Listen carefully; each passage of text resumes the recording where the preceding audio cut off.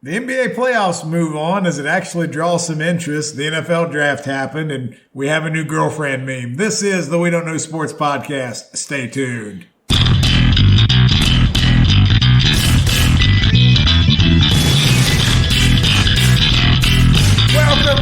Welcome back once again to the We Don't Know Sports podcast. This is Chadthemark with Mr. Brown and Crickets. No, it's just you and me, brother. That's right. Hey, we persevere sometimes, and it might be my fault we're down a man, but that's okay. You killed Canadian Biggie. I did not mean to. It was trying to help somebody. Friendly fire.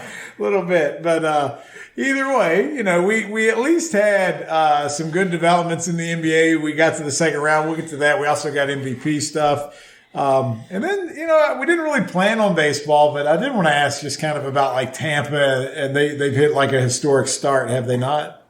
I don't know what the record is currently, but last I saw was 23-5, and they're doing amazing things. I mean, that's it's kind of ridiculous. But like you talk about that though, and I know and I don't want to toot my own horn in here, but the Braves took over the best record in the National League. But the biggest story in the National League right now is the Pittsburgh Pirates. The Pirates and the Cardinals have swapped souls. Yeah, something's happened. So I'm so intrigued by the Pirates' fast start that I'm actually going to PNC on Saturday to watch them against the Blue Jays. It would be amazing if there was a packed house for that. I mean, to me. If there's more than 20,000, that's a good crowd. Anything above 20 is good. So, you had a great question because we're in beginning of May here, a month in. So, right now the Pirates will be the 2 seed in the National League. So, what is that stadium going to look like on Saturday? I don't know. And I don't want to change the subject, but did you see what the A's attendance was in their last home game? 2,500. Yes.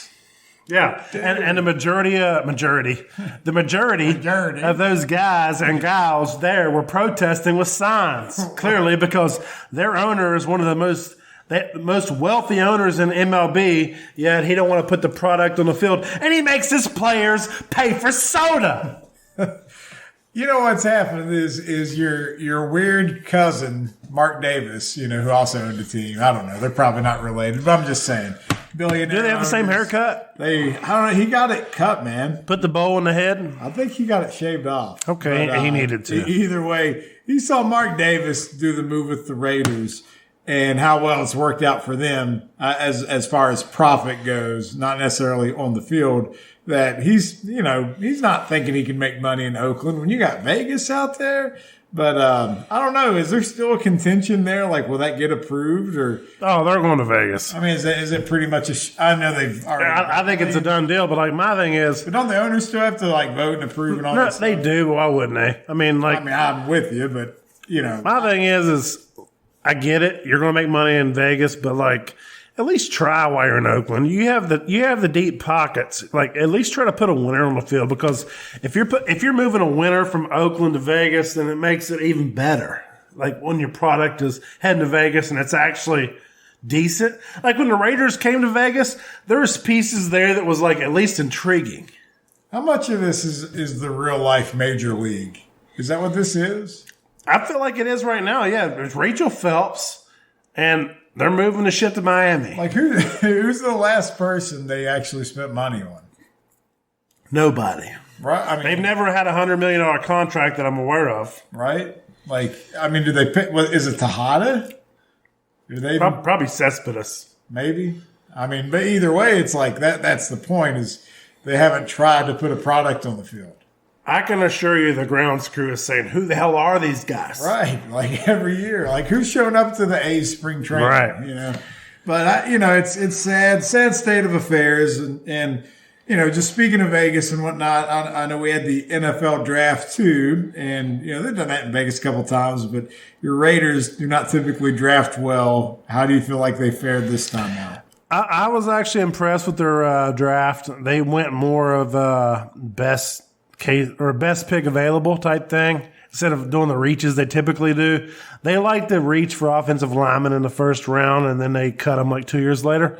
So I'm content with this year's draft. Overall, I saw it was an A-.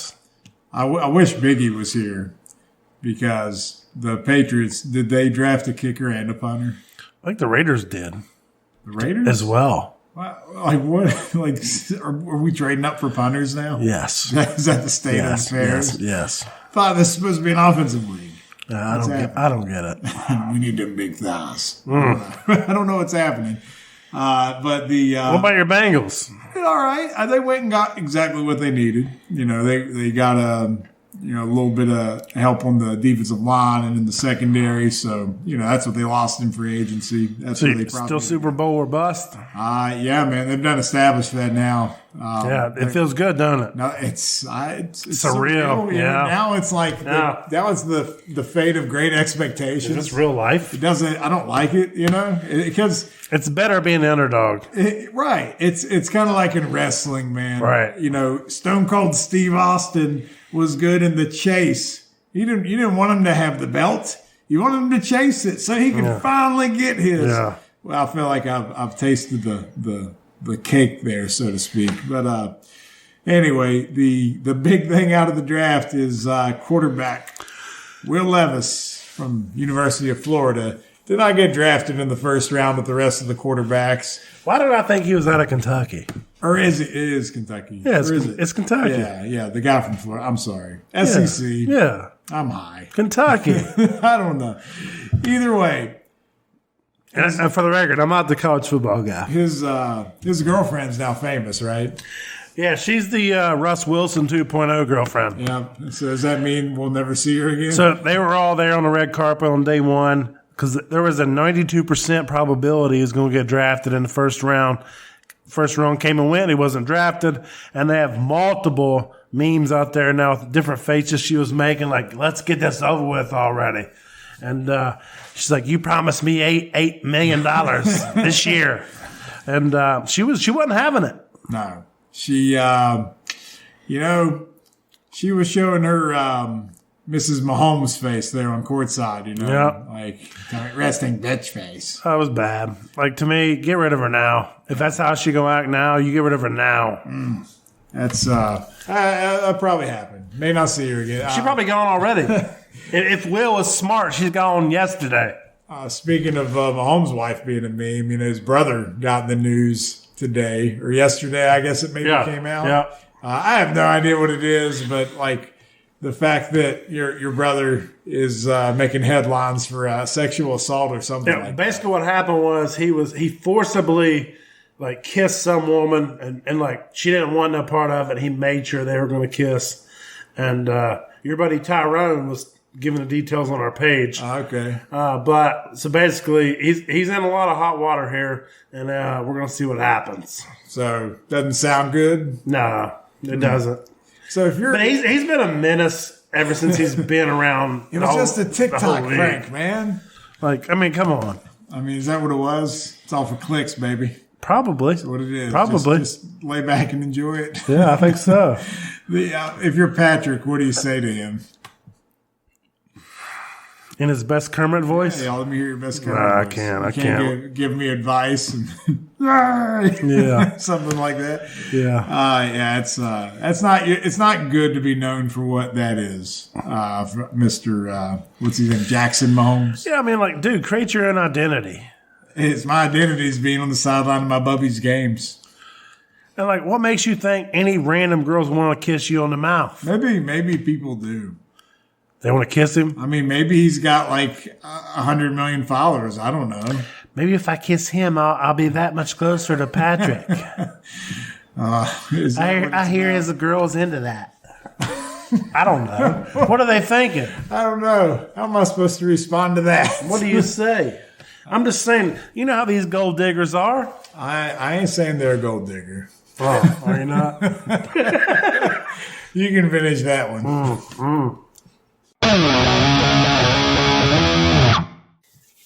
All right, Mr. Brown, I need you to fill me in on the NBA. I know we're in the second round, and I got a gripe I have to get off my chest first. All right, let's hear it. So the second round game started before the first round was completely done. That happens sometimes. That's so weird. I think they should finish, though. Yeah. I mean, just schedule, maybe not have so many off days where you're trying to get it done before September. Maybe we can move things along. But I guess the other argument for that is don't go to 7 games. But we're talking about the Warriors and the Kings, and I guess Steph Curry decided to go off on a Game 7 like nobody has in history. Dude, he went nuts. And, like, he even went, like, in the locker room. He had that pregame speech. The whole team fed off of it. And he lit into him. Like, it wasn't, like, for the faint of heart. So they're on the background right now playing the Lakers here. But, you know, it seemed like the Kings had them on the ropes in that series. It was 2-0, right? And then the Warriors came storming back and Kings forced the Game 7. Yeah, but I'm pretty sure the Kings were the most efficient team in NBA history this year. Really? Yeah. Efficient. Yeah. Man. And Coach of the Year. So they had a lot of tools there, a lot of pieces. I feel like they're going to come back stronger. Who's their head coach? Mike Brown. Okay. Correct. Yeah. But, I mean, you got Curry, you got Clay, Draymond with his normal antics. But Steph showed up at, 50 points? 50 plus? In Game 7. So, dude, he was unstoppable. So, like, yeah, he can make that three, but, like, people forget, like, if you overplay him on that three, he's got some handles to where he can go and make his mid-range and some off. He knows how to finish. Dude, he does a little bit of everything. He can finish at the rim for an undersized guy, which I always found impressive because you don't think of him as the athletic type like that. Well, the weird part about me here is that the fact that LeBron now, you know, all-time leader in scoring, and one of these two icons is going to be knocked out this series, and this series could be a potential favorite to win it all, believe it or not, even the Lakers being the team that they were in the play-in. But let's say... Is that just because you think Denver's going to choke? I don't know. I just feel like that both of these teams are coming on strong. But think about it. As much as LeBron's done, and if Steph Curry ends his career with more championships than LeBron, what does that say? I mean, it says he's a better winner. 6'3". Yeah, but greatest shooter of all time. We've had those conversations about people that change the game, and he's one that has. And you know, I think Steph Curry is probably as good for TV ratings as any athlete in the NBA. You know, I mean, if he's playing like the Warriors in the finals, man, like people want to see him. They're efficient, but you know. LeBron, this is the first time he hasn't received a MVP vote. Did you know that? I did. First time in his career. Yep. Biggest year 20. And that's so I can't get mad at him. Yeah, I mean I'm not a LeBron guy, but my God, it's a hell of an accomplishment. Dude is consistent, and I don't feel like he gets older. So with this series, do you think LA's got a chance? They're up 1-0. I mean, I think it goes 6. I think Golden State ends up winning in 6 games. Okay, but I mean that's way better than it would have been. I wouldn't be surprised if LA wins. Yeah, I mean, I just got this feeling that you know after they made all them moves and whatnot, maybe their chemistry is finally clicking, and you know, we actually might. It's just hard to believe it might be a good team now because they were so bad.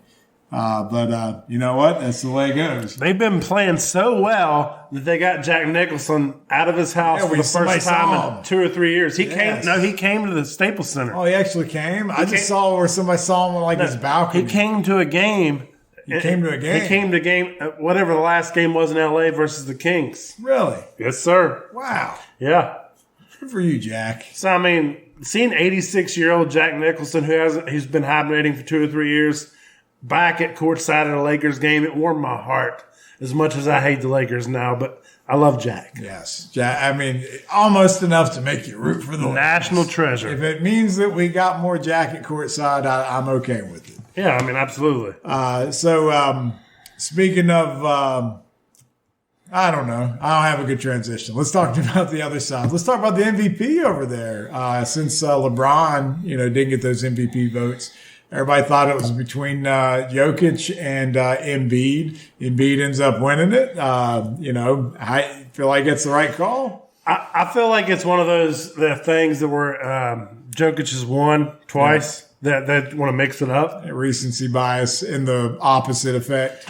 Yeah, but to me, and I don't have the stats in front of me, but I feel like Jokic is, every time there's a game he plays where you got Embiid who's going to sit out certain critical junctures of certain stretches. I'm not saying Embiid's not a great player, but I feel like Jokic does everything on the floor.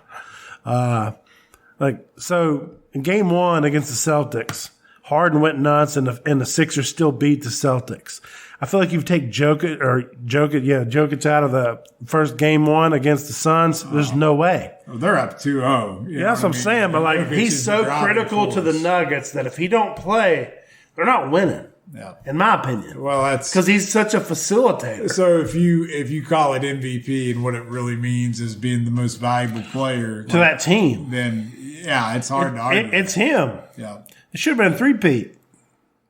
Yep. And we talked about it off the air earlier. I think that's the other part, right? Just because he's already won a couple. I think so. It's like, let's mix it up. It's kind of like that one when Nash won a couple. Yeah. You know what I mean? Yeah, like Nash was putting up great numbers. Russell Westbrook for a couple years. I mean, it's not. Let's mix it up. It's not about numbers. Right. Sometimes it's about just recognizing people. Like, if Dame Lillard's anywhere close to putting up numbers like that, they'd love to throw one on him one day. Right. So I mean, I'm not saying it's not due, but I think I looked it up. Their player efficiency rating was like 0.3 apart from each other, so they were very. They could have went either way. But I'm just saying, like, we talked about it off the air, and I feel like Jokic could have been one of those players, generational talents that could have been good in any decade, and like even in '80s smash mouth basketball, like the dude would have balled out. So I mean, he's not the smartest. Not smartest. He's very smart. He's a dumb son of a bitch. He's not the fastest, most athletic. He's not. But you can tell he knows the game, and he imposes his will, and players don't know how to react to it. It's just he just does it in triple doubles for days. Yeah. So basically, even if you were playing in an era where you didn't have illegal defense or just the more physical era, his style of play, and because of the way he is, it would transcend. He would still. Yeah, imagine a Kareem or a Bill Lambert having to come out on the perimeter to guard this guy who's facilitating the offense at the number 5 spot. Yeah. It ain't happening. Yeah. It puts pressure on all other positions too. But you're delivering a perfect bounce pass to your guard, cutting back door. From the perimeter, and now the big is not in the lane, so there's no one trashing the guy because Lambert's not there to smear nobody. Think about it. Yeah. Jokic is fun to watch, man. He really is. He didn't get the MVP, but you know what? He's after the bigger prize. Going to the East, you feel like whoever comes out of the West, though, is probably the I like the West right now. I really do. The Celtics haven't looked as good as I anticipated initially. There's a lot of people criticizing Joe Mazzulla now. He's done a great job for his first year. But they kind of lost a little bit of that spark down the stretch, and I agree with you, but that's the life of being a Boston sports fan of this generation now. No, I agree. They're used to excellence. They've won more titles than any other city has over the last 20 years. So it's every year in Boston, really. And for most of their existence is championship or bust. Yep. So it's amazing how times change. But it's still early there. It's 1-1 now. Is it 1 for Boston? Yes, correct. Correct.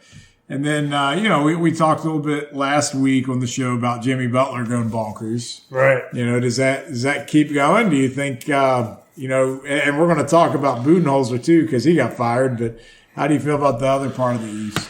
I think, and that's what's funny. I remember the Knicks and the Heat, when you had your Van Gundy and legs. That whole series where you had like 12 players suspended in a playoff series. Yeah. And that was amazing.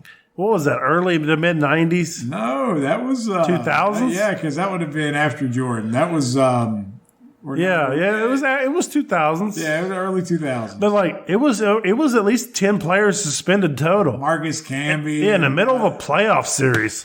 But Houston. So that's what I think of immediately. LJ, Larry Johnson. Grandmama. Yes, I think of that Heat and Knicks series, and where we're getting to revisit that. Sprewell in those two. Yeah, maybe. He couldn't feed his family on $21 million, but, God bless his heart. hopefully he's okay now. He's probably living on ramen noodles. But, I like Thibs as a Knicks coach. He's all toughness and defense. But I know the Knicks are the higher seed. I like the Heat to wrap up that series. But either of those teams you don't feel like can do any real long-term damage. damage. But the Heat was the 8th seed. Right. Well, I mean, they were they 8th or were they in the play-in? No, they were in the play-in, but they were the 8th seed. They would have been the 8th? Okay. Because that was the other thing, too. Like, you got them and the Lakers both made it to the second round. Because you had the Bulls versus the Heat, and it was the winner of that got to face the we thought was the beat down by the Bucks, and then the Heat went in there and whipped the Bucks' ass. And they got a man fired. Yeah. Is that just? Is that just cause? I don't think it's justified at all. I mean, he's a good coach. But I feel like he's always been criticized by Yeah. the basketball media. Like he's not, because they've had a couple playoff collapses, outside of the championship. But I don't know. I think it sounded like they just wanted an excuse in the first round exit. I mean, I think it's extreme because you have Giannis who does he does his things, and then you have Middleton who's been hurt almost 3/4 of the season, and they don't have strong point guard play. So to me, in a playoff, you need a strong point guard to help calm things down, and they haven't had that. So to me, them firing a coach over this is ridiculous, in my opinion. The dude is a winner. He's proved it year in and year out. The dude you don't finish as the number 1 seed and get fired.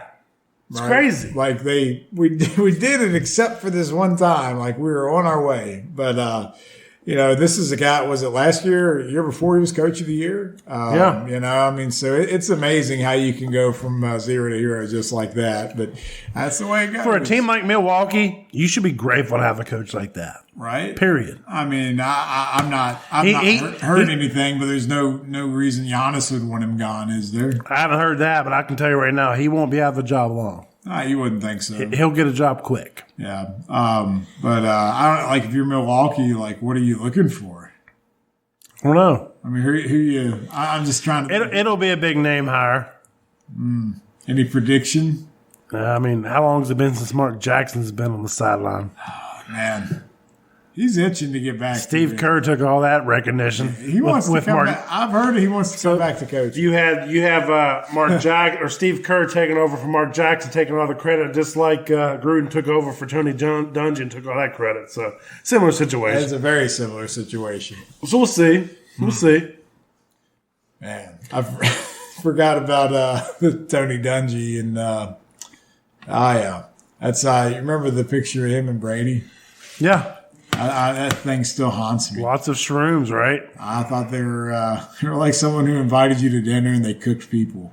Yeah. I felt like there's some anal probing going on. They might be. Please take us to your political leaders. Exactly. Avocado ice cream or something. Dude, I don't know if anybody's listening has seen that meme, but their eyes couldn't have got any wider. I mean, just Google Tony Dungy, right? Tom Brady.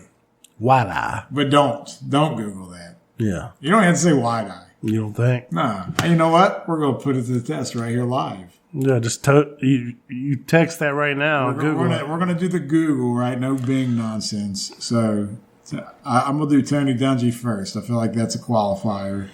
And you got to put them together. I think that'll probably be the first photo that pops up. Tony Dungy, Tom Brady. Okay. All right, so I'm hitting search.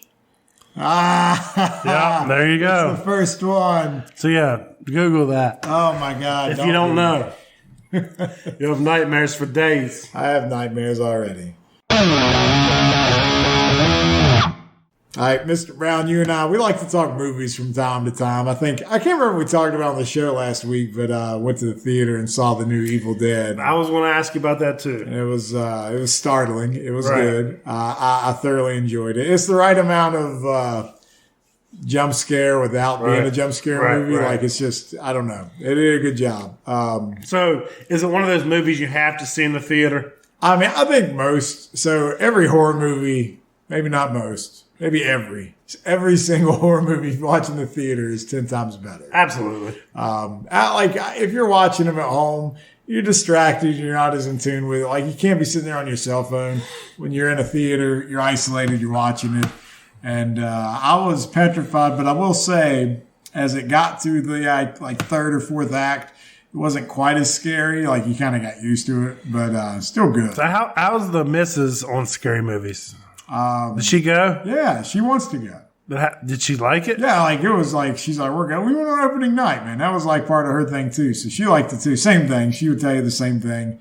As the movie went on, you started feeling a little better. But there was one moment, where, it's pretty scary. Yeah. Good. I've got to watch it. You've got me hooked already. I like the, not every possession movie's fun, but the way the Evil Dead does it with the violent take and just going to the extremes is good stuff. It's got one of the best intros where they reveal like the movie title. I can remember seeing it sometime.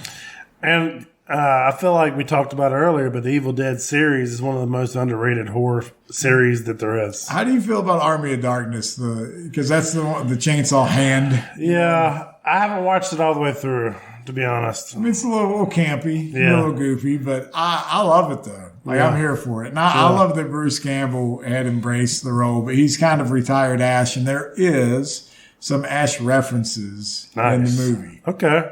That's all I'll say. I like it. But, it's good stuff.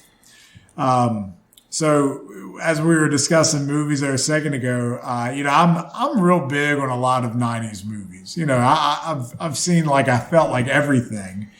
And then you dropped a name on me a second ago that I know I've come across it before, but I've never watched it. I recognize the name. What was the name of the movie? True Romance. True Romance. What year did it come out? Do we know? I'm looking right now. But 1993. 1993. Like, that's in my wheelhouse of movies I would love. Like, early 90s flicks are great. Right. So the cast amazing was incredible. Yeah. So I don't even know what the plot of the movie is, but I just went to the cast and I'm like, it's a who's who of 90s and 2000s actors. Exactly. It's 2 hours long.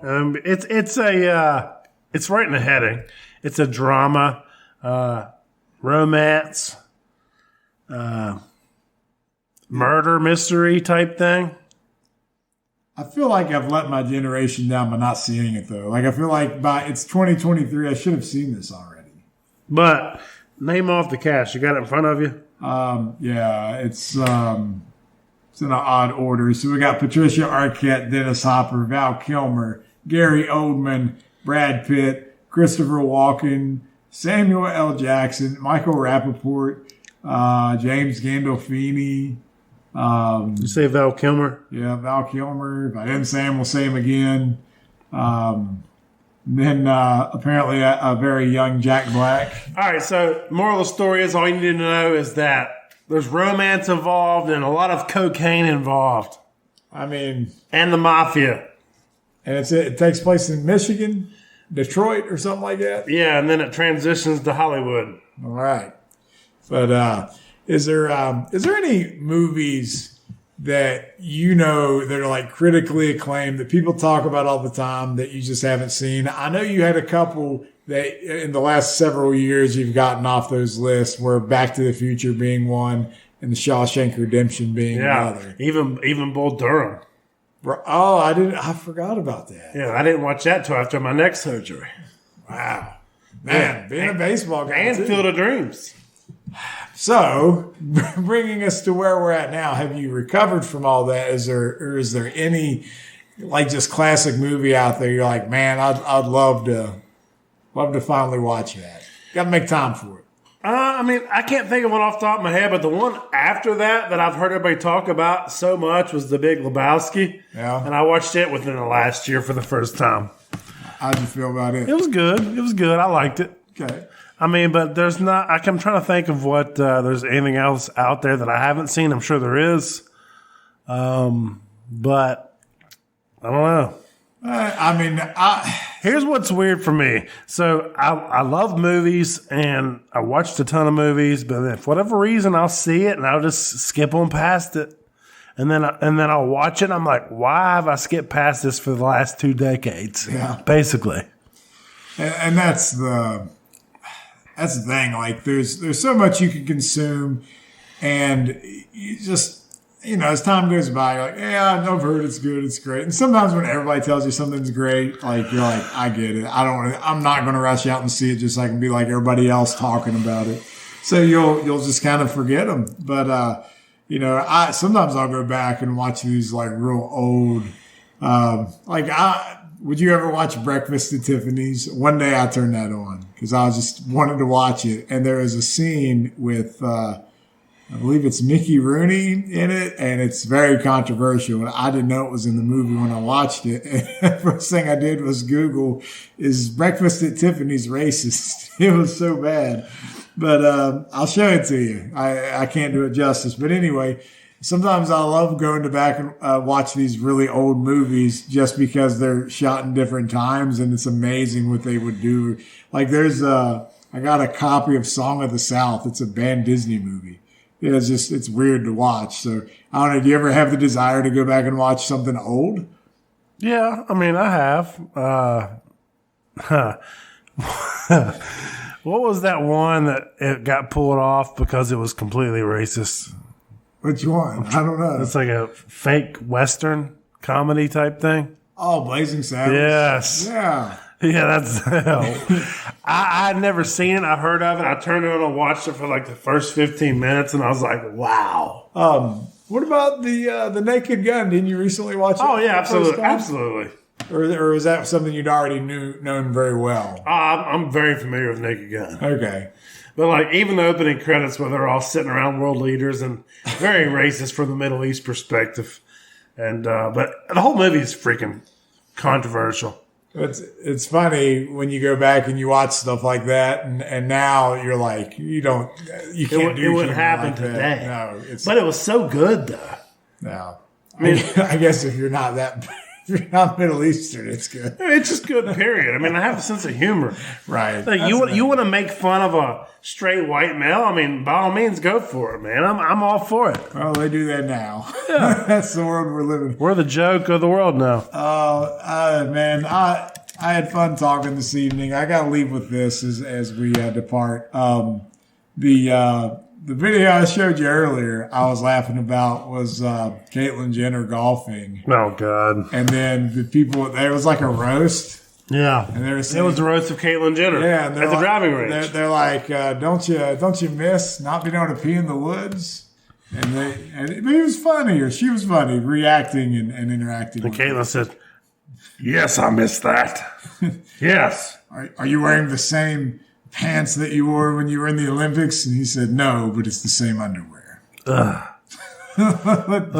So does he wear tighty whities now or just no underwear? I don't know. I got something else I want to ask you about. Big news, global news. Here at We Don't Know Sports, it's not just about sports. Sometimes it's about the global spectrum of things. Did you see the drones attack the Kremlin? Did you see this? I did not. I don't know. It might be a drone you can buy at Radio Shack, which, that's still a store, I'm sure. But you know what I'm saying. You can buy it anywhere.